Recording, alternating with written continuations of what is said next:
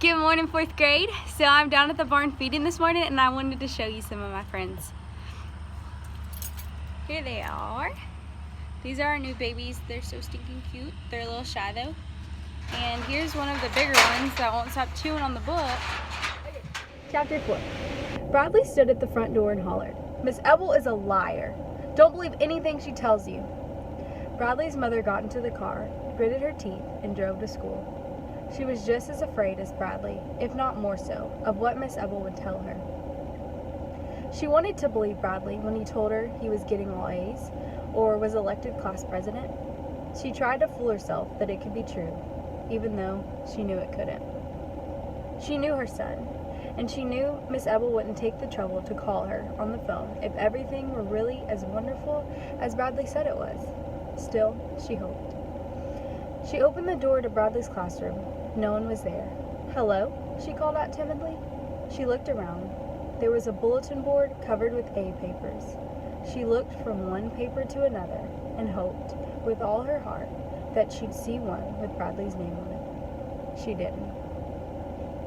In the back corner of the room, she saw a chart that listed the name of every student in the class. Next to each name was a row of gold stars.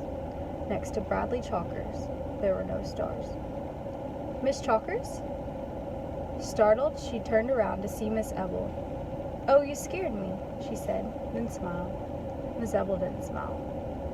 Miss Chalkers sat at a chair next to the teacher's desk and bravely listened as Miss Ebel told her about Bradley. There was nothing Miss Ebel said that she didn't already know. Still, it hurt to hear. "Deep down, he really is a good boy," she tried to tell Bradley's teacher. "I'm sure he has a lot of good qualities," said Miss Ebel. "However, I have 28 other children in my class, and I can't spend all my time trying to help Bradley. He has to decide whether he wants to be a part of the class or not, and if he doesn't want to be part of the class, then he shouldn't be here. He just makes it that much harder for everyone else." "What can I do?" asked Bradley's mother.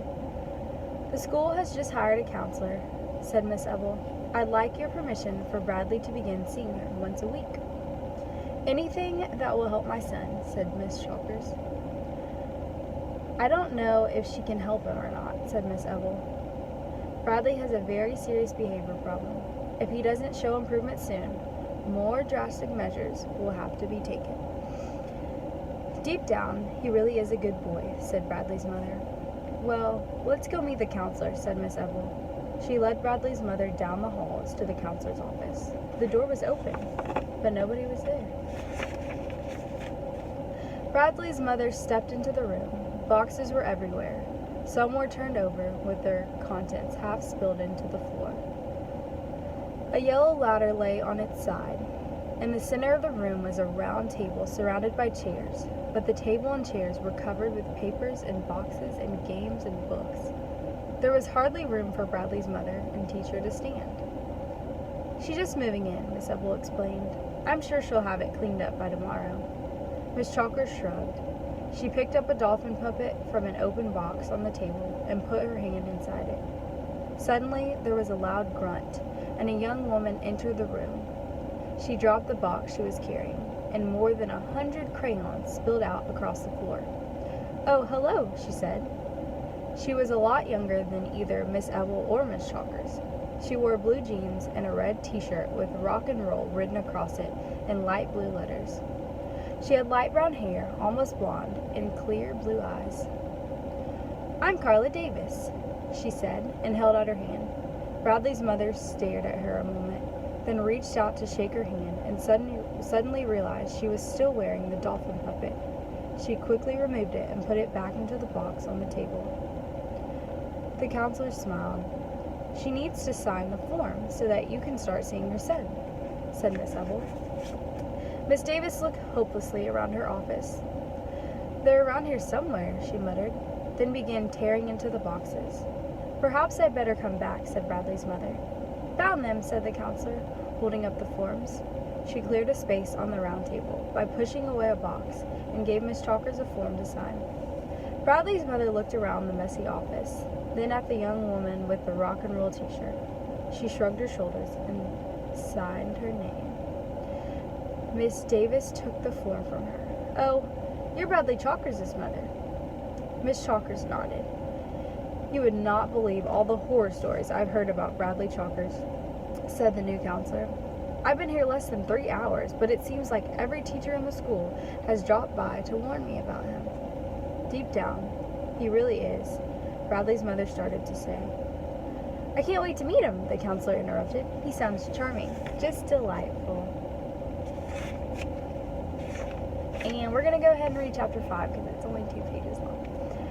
At dinner, Bradley's father asked how the meeting with Bradley's teacher went. Bradley looked down at his mashed potatoes. "Fine," said his mother.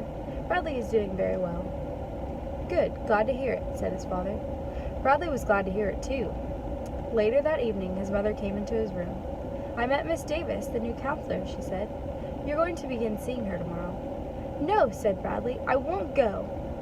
"Please, Bradley, don't be that way. She can help you, if you'll let her." "I don't need any help. You said I was doing very well. Did you want me to tell your father the truth? Do you want to be sent to military school?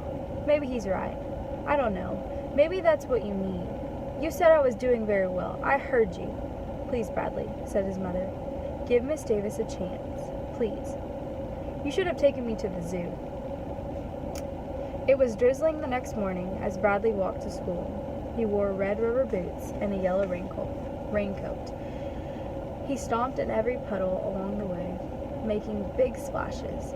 He suddenly stopped when he saw Jeff standing next to the school, under the overhang. Bradley's right foot remained in the center of a puddle as he stared at his one and only friend. He took a deep breath and then slowly walked towards Jeff.